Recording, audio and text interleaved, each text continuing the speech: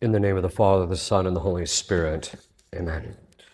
Direct, O Lord, all our actions by thy holy inspirations, and carry them on by thy gracious assistance, so that every prayer and work of ours may begin from thee and by thee, be happening through Christ our Lord. Amen. Virgin most prudent, pray for us. In the name of the Father, the Son, and the Holy Spirit. Amen. You are not crazy for feeling like something is off at work. I am not talking about the ordinary stress that comes with responsibility. I am talking about that heavier sense people describe in very plain terms. Father, my office feels haunted. Or when I walk into that warehouse at night, I feel like something is watching me. Or I go home and I cannot shake it like it follows me. Now, let me be very clear at the outset. Not every strange feeling is demonic. If you are sleep deprived, overstimulated, isolated, and living on caffeine and adrenaline, your body and your mind will begin to misfire. Your nervous system will throw false alarms. Your imagination will fill in gaps. You will interpret shadows as threats. That is natural. But here is the part people forget. The demonic is not interested in producing a cheap horror movie. The demonic is interested in weakening the will, darkening the intellect, and stripping peace away so that you become more easily moved by fear, anger, resentment, lust, despair, and all the rest. It loves to use what is natural as leverage. It exploits disorder. It does not need to break down the door when you leave the door cracked every day through habits that exhaust you, isolate you, and fill your interior life with noise. So I want to talk about what I will call workplace curses, not in the superstitious sense. I mean patterns that invite disturbance, patterns that create an atmosphere where your interior life becomes unstable. And when the interior life becomes unstable, you become easier to push around spiritually and psychologically. And I am going to speak in a very direct, practical way because you live in the real world. You have deadlines, you have managers, you have night shifts, you have bills, and the battlefield is not a monastery. For many of you, the battlefield is a break room, a cubicle farm, a loading dock, a remote meeting that never ends, a laptop that follows you into bed.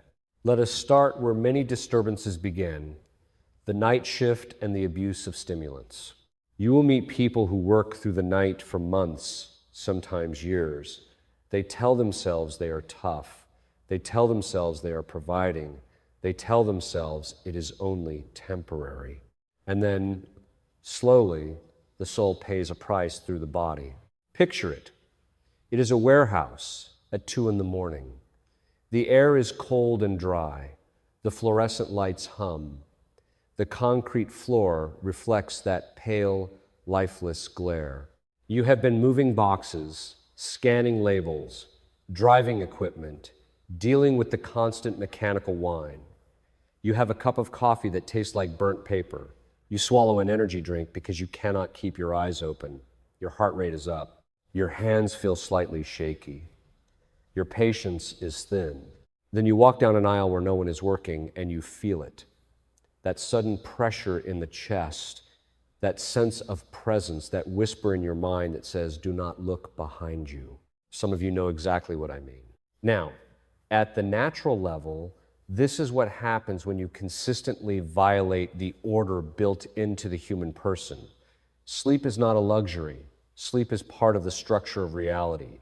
If you keep cutting it, if you keep shifting your schedule so your body never knows when it is allowed to rest, you are training your nervous system to remain on alert.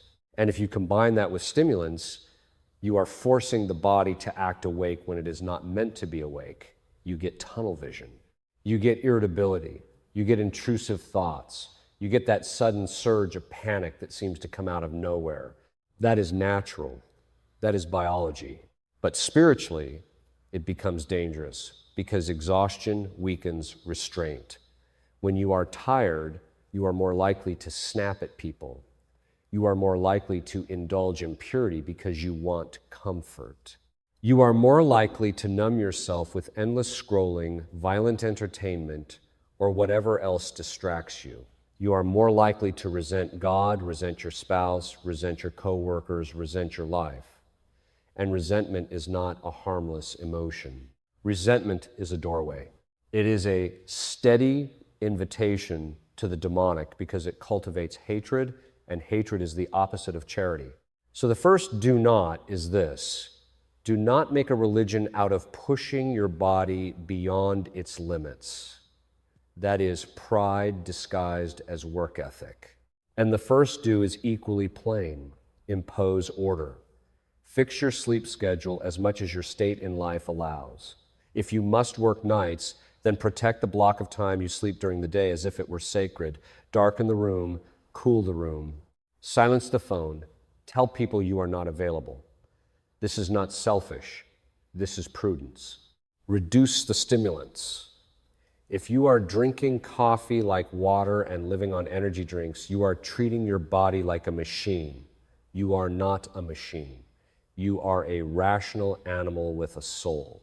When you live like a machine, your soul begins to feel like it is being ground down, and that grinding sensation is often what people mislabel as being haunted. And I want you to notice something else.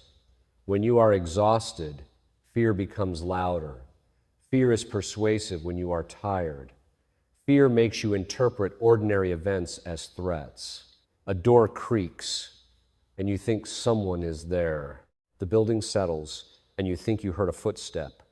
A computer screen flickers, and you think it is a sign. Fear is a liar. Fear exaggerates. Fear narrows your vision. The enemy loves fear because fear makes you easy to control. When you are afraid, you do not think clearly. When you do not think clearly, you are easily manipulated. So you must learn to respond to fear the same way you respond to any temptation, with clarity and order. You name it, you refuse it, you go back to what you are supposed to do. Now, let me move to the second common pattern: being alone in the building late at night, especially in older offices, older hospitals, older campuses, older facilities with long hallways and poor lighting. There's a certain kind of person who treats this like entertainment. They will say, I stayed after 10 in the evening. I turned off the lights. I walked the halls. I wanted to see if anything was there. Or they will say, I heard a noise and I went to check it out alone. That is not courage. That is foolishness. Courage is doing the good in the face of danger because it is required. Courage is not chasing danger to feel something. If you are staying late because you truly must finish work, that is one thing. But if you are staying late to test yourself, to prove something, to feed curiosity, then you are already acting from a disordered motive. And disorder invites disturbance. Here is what happens. You are alone. The building is quiet. The air conditioning cycles on and off.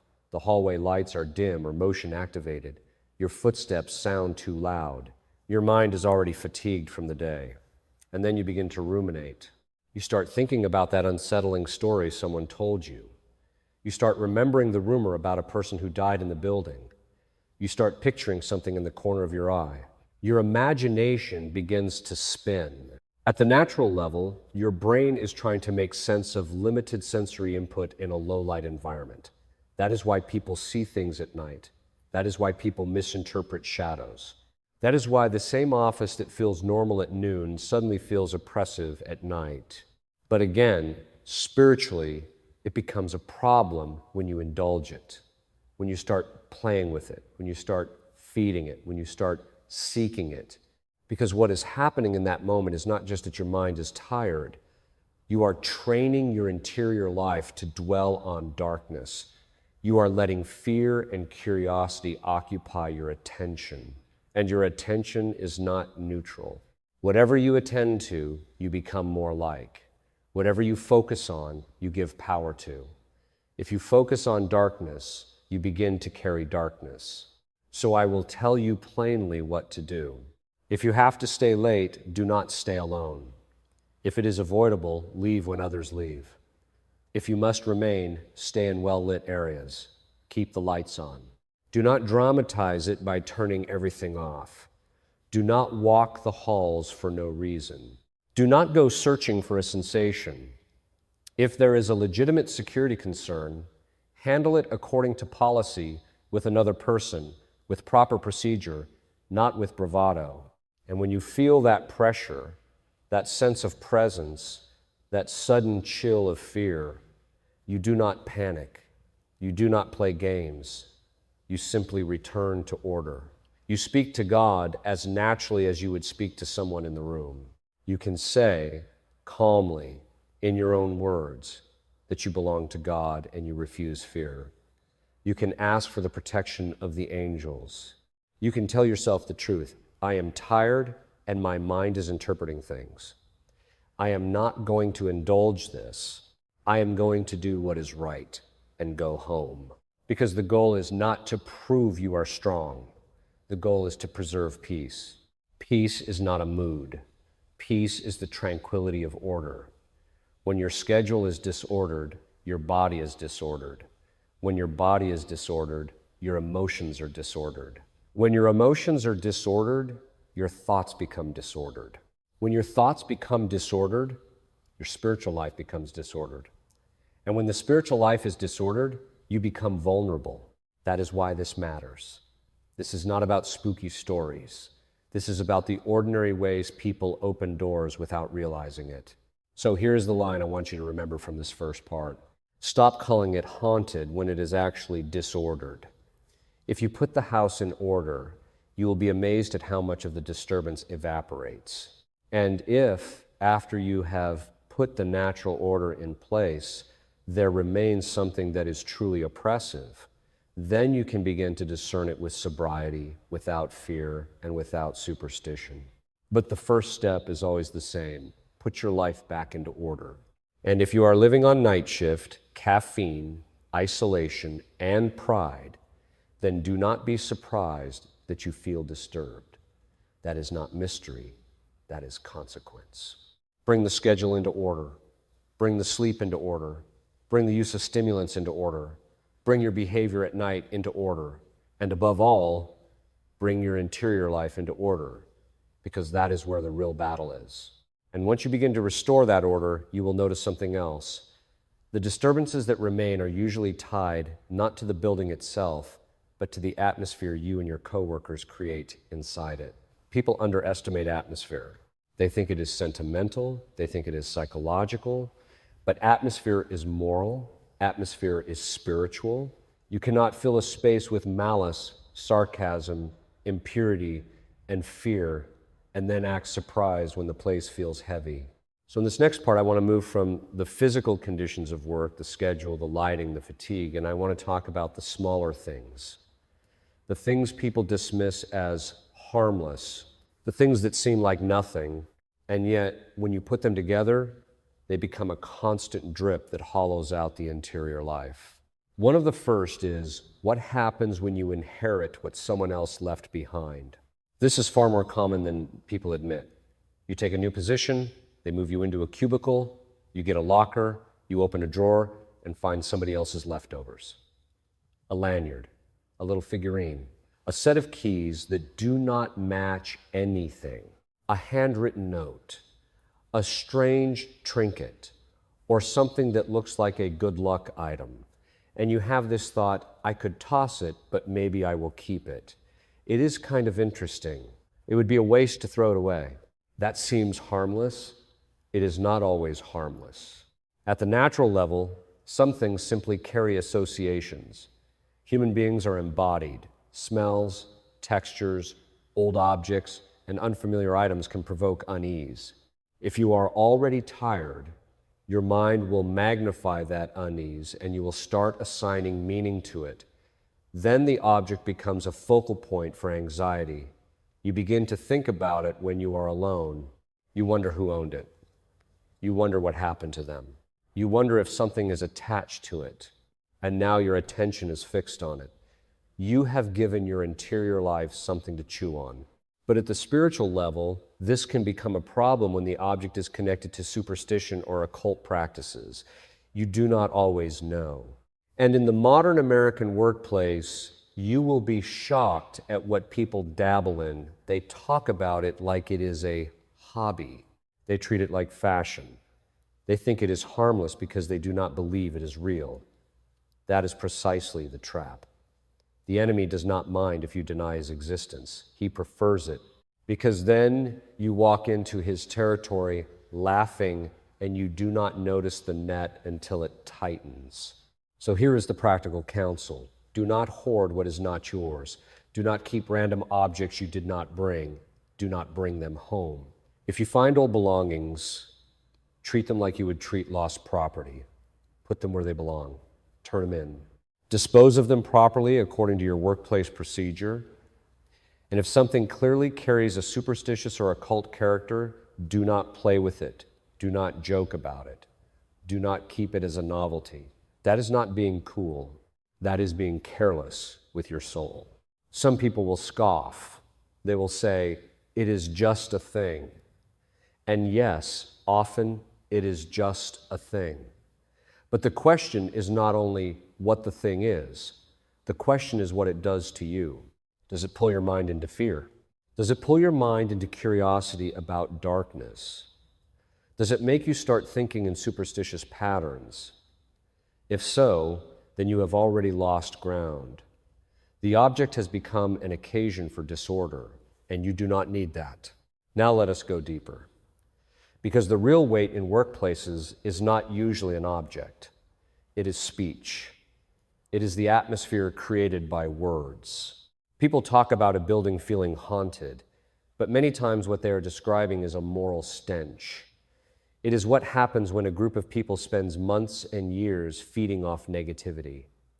The gossip, the backstabbing, the constant sarcasm, the subtle cruelty disguised as humor, the endless commentary on who is incompetent, who is sleeping with whom, who is about to be fired, who is ugly, who is weird, who deserves to suffer. This is not small. This is not office drama. This is spiritual poison. Do you know why? Because it trains you to live in judgment rather than truth. It trains you to delight in another person's weakness. It trains you to speak as if you are above them. That is pride. And pride is always where the demonic begins its work. People will say, Father, why do I feel anxious at work? Why do I feel like I am carrying something home? Why do I feel like I cannot breathe when I walk into that break room? Sometimes the answer is not that something is hunting you. Sometimes the answer is that you are walking into a room where the air has been filled day after day with malicious speech. Words have weight. Words shape the mind. Words form habits. And those habits form a kind of collective disposition that becomes palpable. And then what happens? You leave work and you think you are done. But you are not done because the conversations replay.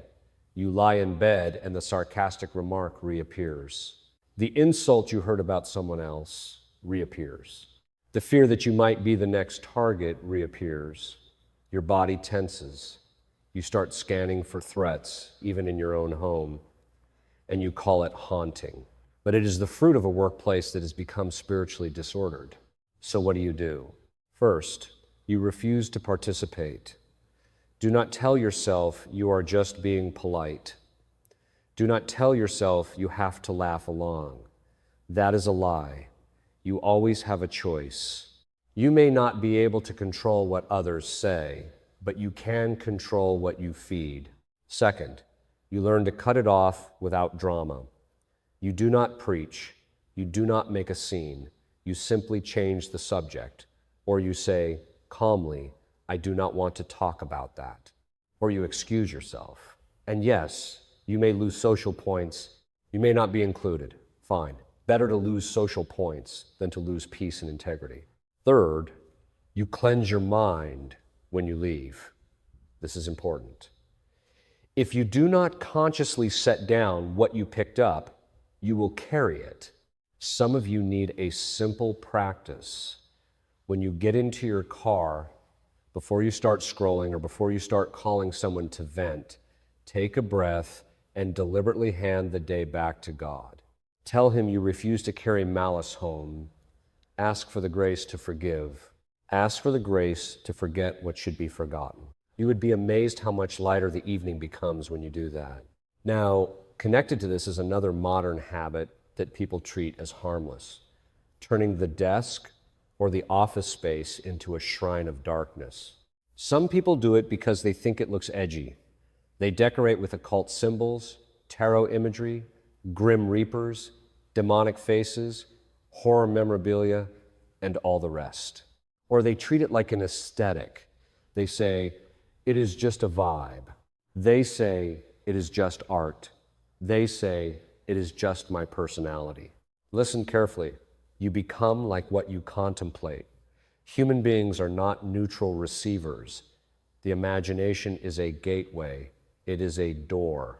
If you fill your field of view day after day with images of darkness, you will cultivate a taste for darkness. And once you cultivate a taste for darkness, you will notice darkness more. It will become familiar. It will start to feel like home. And that is not harmless. There is a reason why the tradition speaks of guarding the senses. It is not because God is fragile. It is because you are fragile. Your senses feed your interior life. If you feed it garbage, do not be surprised when you feel like garbage inside.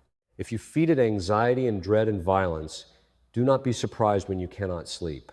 And again, the demonic does not need you to believe in it for it to benefit from your choices. It simply needs you to immerse yourself in what lowers the soul. When you decorate your space with the imagery of despair, you are practicing despair without realizing it. When you surround yourself with mockeries of the sacred, you are practicing irreverence without realizing it. When you treat the demonic as entertainment, you make it seem ordinary. And then, when something truly oppressive occurs, you are unprepared because you trained your mind to treat darkness as normal. So the counsel is plain. Let your workspace be clean, ordered, and oriented towards sanity. Light matters, clutter matters, color matters. This is not superstition. This is human psychology cooperating with virtue. If you are already stressed and tired, do not add needless triggers. Keep it simple, keep it bright, keep it neutral, keep it orderly. There is a reason why disorder increases anxiety. There is a reason why filth increases oppression. And that reason is not only chemical, it is spiritual. Now, I want to address something that has become common in workplaces, especially when people are desperate for control. It is the rise of workplace wise men and wise women. The person who whispers, I know how things work, wear this, carry that, put this on your desk, and your boss will favor you. Keep this charm in your pocket and you will get the promotion. Pay me and I will protect you from bad energy. Or, if you do not do it, you will have bad luck. This is not merely silly. It is predatory. It preys on your fear. It preys on your ambition. It preys on your insecurity. It is manipulative. And spiritually, it is dangerous because it trains you to seek power from sources that are not God. It trains you to treat the world as a system of hidden forces you can manage through rituals. That is the definition of superstition. And superstition is not just an intellectual error. It is a moral disorder because it misplaces trust. When you are under stress, you become more suggestible. When you fear losing your job, you become more willing to try anything. When you are exhausted, you become less critical. And that is exactly when these predators approach. They know the signs. They watch for the person who is burned out, the person who looks anxious, the person who is alone. They offer help that feels like control. And then they attach a hook: money, fear, dependence, secrecy. So if you hear this kind of talk, recognize it for what it is: a red flag. Do not accept objects. Do not accept rituals. Do not accept threats. Do not pay for protection. Do not let someone pull you into their private system of fear. Walk away. If you must, Report it according to your workplace policy because it is harassment and manipulation. But at the very least, refuse it interiorly and externally. You belong to God. You are not a pawn in someone's little spiritual marketplace. And here is the subtle point. Some people will say, Father, but I did not believe it. I just wore it as a joke. I just kept it because it was funny. That is still not wise. Mockery is not protection. Joking about something that involves spiritual disorder does not remove its disorder. Your will matters, your consent matters, but so does your prudence. Do not put yourself in proximity to snares and then act surprised that you feel trapped. Now, you might be thinking, all right, this is intense. I thought this was about offices feeling haunted. Why are we talking about gossip and decorations and charms? Because this is how the enemy works. He works through ordinary habits. He works through small compromises. He works through the gradual erosion of virtue.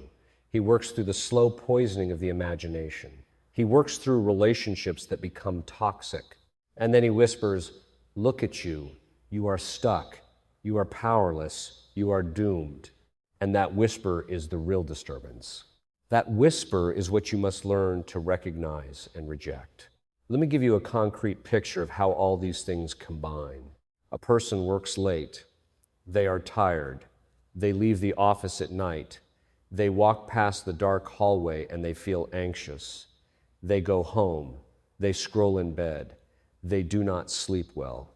They wake up irritable. They go to work and the first thing they do is step into gossip. They speak badly about someone. They laugh at cruelty. They absorb the bitterness. They return to their desk, surrounded by imagery that is dark because it feels familiar. Then, in the afternoon, a coworker offers them some protection trinket, and they take it because why not? It is harmless, right? And now their mind is constantly scanning. Is something following me? Is something in my house? Is something attached to me? And in the middle of this, they stop praying, or they stop going to confession, or they stop going to church, or they stop speaking to real friends. They isolate. They become hollow. They become easy to push. Then, finally, something small happens. A sound, a shadow, a malfunctioning light, a strange dream, and they snap. They say, this is it. I am haunted. No, you are not haunted. You are depleted, disordered, and spiritually exposed. And the good news is that this is reversible. You can rebuild. You can restore virtue. You can restore order. You can restore peace. But you will have to make hard choices. You will have to stop feeding what feeds darkness. You will have to stop calling malice humor. You will have to stop calling superstition culture. You will have to stop calling indulgence self-care. You will have to stop calling disorder normal.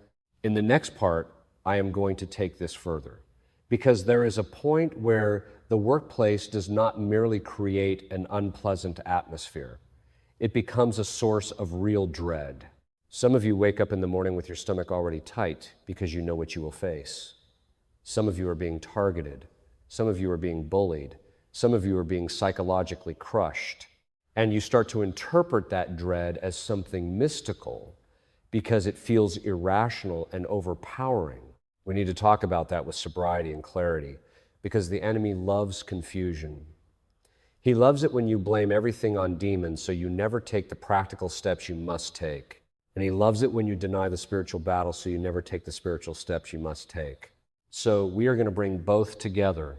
We are going to talk about how to set boundaries, how to refuse isolation, how to stop bringing the workplace into your bed, and how to act like a Christian who understands that peace is not a feeling you chase, but an order you build, one deliberate choice at a time. Now we turn to the place where many people finally break. Not because the lights flicker, not because the hallway feels long, not because a drawer holds some strange leftover, but because the workplace becomes a furnace that burns the person down from the inside. Some of you do not walk into work and feel curiosity. You walk into work and feel dread. You wake up and your body is already bracing. Your jaw is tight. Your stomach feels hollow or knotted. Your mind runs the same loop before you even get out of bed. What will they do today? What will they say today? What will I have to endure today? How long can I keep doing this? And this is where people get confused, because dread has a spiritual texture. It can feel like oppression. It can feel like a weight on the chest. It can feel like a darkness that presses inward. And if you do not have a clear framework, you will start calling everything demonic, or you will swing to the other extreme and call everything meaningless chemistry. Both extremes are mistakes. The Christian approach is sober. It is integrated. You acknowledge the natural realities and you deal with them. You acknowledge the spiritual realities and you deal with them. And you refuse confusion, because confusion is where the enemy thrives. So let us talk about workplace bullying and the kind of toxic dynamic that makes a person afraid to go earn a living.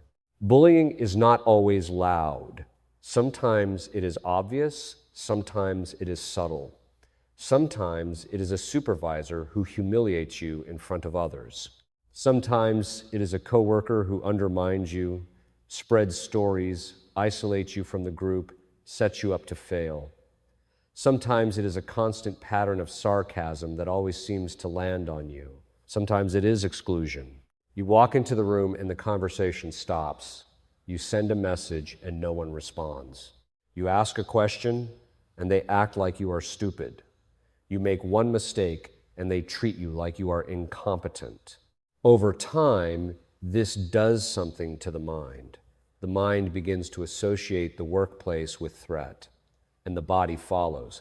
The body learns to trigger stress at the mere thought of walking through the door. The heart rate rises, breathing becomes shallow, sleep becomes restless, the person becomes hypervigilant. They start scanning faces the way an animal scans a predator's movements. They start interpreting neutral expressions as hostility. They start anticipating attacks even when none are present.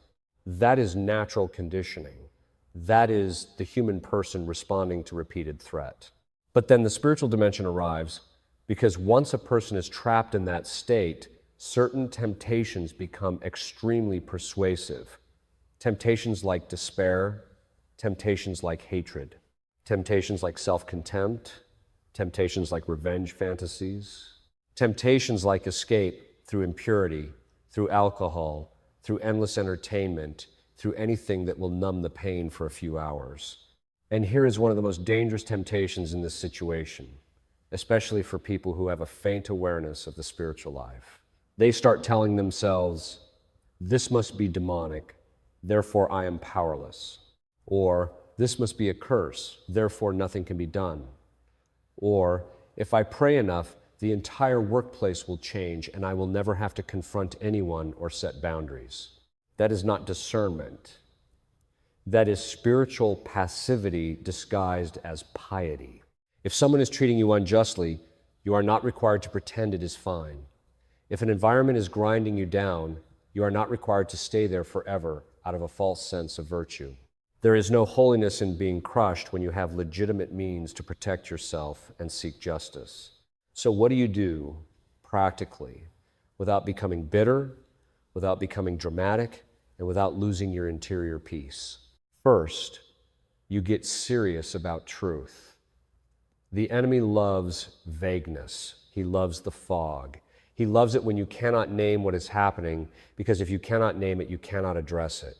So you start by naming it. Not in public, not with gossip, in your own mind, with clarity.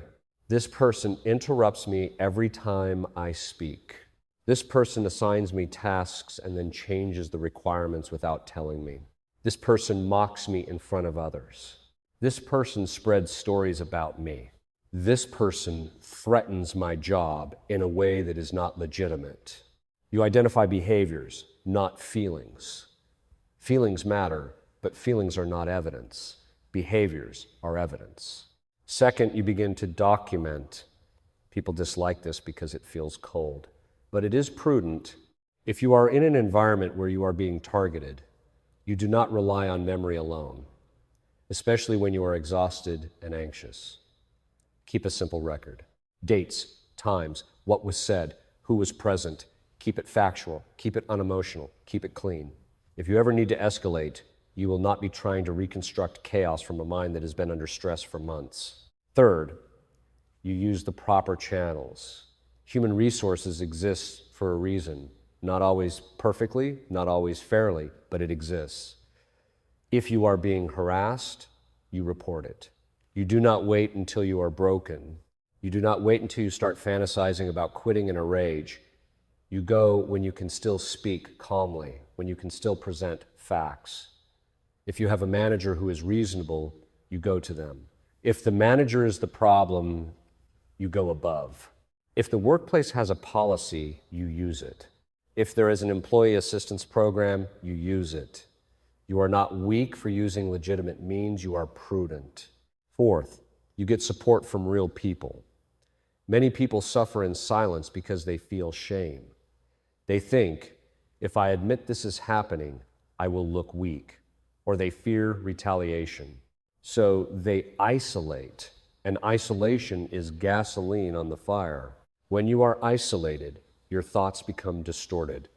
When you are isolated, the bully's voice becomes the loudest voice in your head. When you are isolated, you start believing things that are not true, like, I am alone, I am trapped, nothing will ever change. Do not do that. Talk to a trustworthy friend. Talk to your spouse. Talk to a counselor if needed. Talk to your priest. You need another rational mind to help you keep perspective, because under prolonged stress, your own perspective becomes narrow. This is not a sign of failure. This is the human condition. Now, spiritually, there are several things you must understand. First, the enemy loves bullying because bullying produces fear, and fear produces silence, and silence produces isolation, and isolation produces despair. That is the chain. The bully may be acting from their own brokenness, their own pride, their own insecurity, but the demonic is delighted to amplify the damage. It will whisper into your mind at the weakest moment, you deserve this, you are worthless, you should not even try, you should just disappear. That whisper is the voice you must learn to reject immediately, the way you would reject a lie spoken to your face. Second, you must guard your interior life from hatred. Hatred feels like strength when you are injured. It feels like armor. It feels like justice. But hatred corrodes the soul. Hatred binds you to the very person you want to escape. You think about them constantly. You rehearse conversations. You imagine humiliating them. Your interior peace becomes dependent on their downfall. That is slavery. You are permitted to seek justice. You are not permitted to cultivate hatred. So you have to pray for the grace to forgive in the will, even while you take necessary action to stop the injustice. This is one of the hardest things for modern people to understand. Forgiveness does not mean you keep letting them strike you. Forgiveness means you refuse to let their sin become your sin. Third, you must protect your home as a place of rest. If the workplace is a battlefield, do not bring the battlefield into your bedroom. And this is where we have to talk about what people do every night without thinking. They get home exhausted. They sit on the couch with the laptop. They answer messages. They check notifications. They relive the day. They scroll through endless content. Their nervous system never comes down. Then they take the phone into bed. The last thing they see is conflict, outrage, impurity, or noise. Then they wonder why their sleep is terrible and why their dreams are disturbing and why they wake up feeling heavy. That is not mysterious. That is a predictable outcome. So you need what I will call a shutdown ritual, not a gimmick, a deliberate transition. You are telling your mind and body, the day is over. I am not available to the workplace right now. I am a human being, not a device. Set a time in the evening when work is done. You stop answering, you stop checking, you stop just one more thing. If your job demands emergencies, then you define what counts as an emergency and what does not. Most things are not emergencies. They only feel like emergencies because you are addicted to responsiveness. When you shut down, you do something very simple. You make a short list of what must be handled tomorrow so your mind does not keep repeating it. You tidy your space enough that the morning does not begin with chaos. You prepare what you can, then you disconnect, and then you reclaim silence. People are afraid of silence because silence reveals what is inside. But if you never enter silence, you will never be free. Silence is where anxiety surfaces, and anxiety must surface if it is to be addressed. Silence is where conscience speaks. Silence is where prayer becomes possible. So you take even a few minutes. You sit without a screen, you breathe, you let your mind settle, and you speak to God plainly, like a child speaks to a father. You do not need eloquence. You need honesty. You tell him what happened. You ask for help. You ask for protection. You ask for the grace to forgive. You ask for the grace to act wisely tomorrow. You entrust the night to him. If you do this consistently, your sleep will improve, your clarity will improve, your fear will diminish, and you will find that many of the so-called disturbances lose their grip. Now, let us address another modern pattern that is quietly devastating, and that is remote work isolation. A person works from home. At first, it feels like freedom. No commute, no office politics. You can wear comfortable clothes. You can eat when you want. But then something happens. Days pass without meaningful conversation. Meetings become faces on a screen, voices in a headset, words without presence. You finish the call and you are alone again. You can go an entire day without looking another human being in the eye. And if you are not disciplined, you drift. Your sleep shifts later and later. Your meals become irregular. Your movement decreases. You forget to go outside. You begin to live inside a rectangle of light. The mind becomes overstimulated and undernourished at the same time. It is full of information and empty of human contact. In that state, people become more susceptible to intrusive thoughts, more susceptible to anxiety, more susceptible to compulsive checking, more susceptible to doom scrolling late into the night, more susceptible to feeling unreal, detached, as if they are watching life rather than living it. And then, when they begin to feel that strange emptiness, they go searching for sensations to fill it. They watch darker content. They listen to unsettling stories. They flirt with the occult as entertainment. They keep their environment dim because it matches their mood. They start to feel like something is in the room with them because they have been alone so long that the mind begins to create presence. Again, some of this is natural. The human person is social by nature. You are not meant to be isolated in silence with a screen for months. But spiritually, isolation is always dangerous because it removes accountability, it removes support, and it makes prayer harder. Not because prayer is impossible, but because when your day has no structure, the spiritual life usually collapses first. You stop doing small acts of virtue. You stop maintaining order. You start living by impulse. And impulse is not a stable guide. So if you work remotely, you must build structure deliberately. Get outside every day, even if it is cold, even if it is inconvenient. Walk. Let sunlight hit your face. Let your eyes see distance. Let your body remember it is in the real world. Speak to real people, not only text, not only comments. Speak. Hear a voice. If you are alone, schedule it. If you must join a community group, join one. If you must work sometimes in a public place, do it. You need human contact the way you need food, and you need to limit what enters your senses. If you are lonely and anxious, do not feed it with darker and darker content. You are not helping yourself.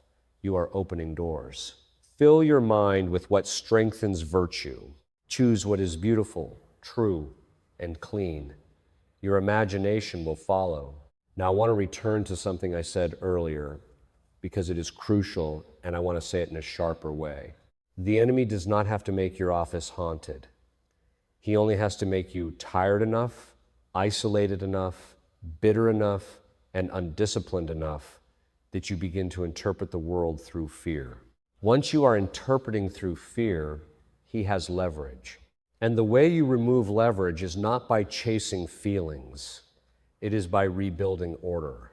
Order in the body, order in the mind, order in the speech you tolerate, order in the images you surround yourself with, order in the way you end the day, order in the way you handle injustice, order in the way you seek support. This is what spiritual maturity looks like in the modern American workplace. It is not theatrical. It is not dramatic. It is not superstitious. It is sober and steady.